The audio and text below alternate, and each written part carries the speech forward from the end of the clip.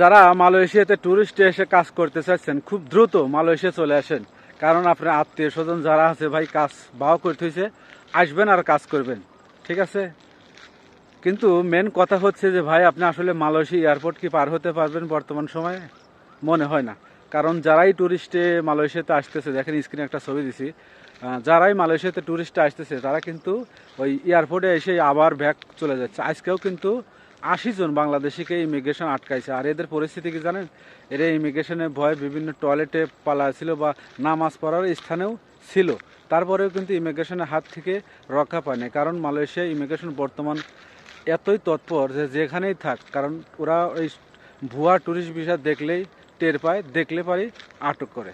তো এভাবে বর্তমান সময়ে ভাই মালয়েশিয়াতে ট্যুরিস্ট ভিসা আসবেন না। আসলে অযথা আপনাকে আবার মালয়েশিয়া বাংলাদেশে ব্যাক যাইতে হবে। সেক্ষেত্রে লাভ কি? তো না আসাই সবচাইতে ভালো। আর ভিডিওটা শেয়ার করে দিয়ে সবাইকে জানার সুযোগ করে দিবেন।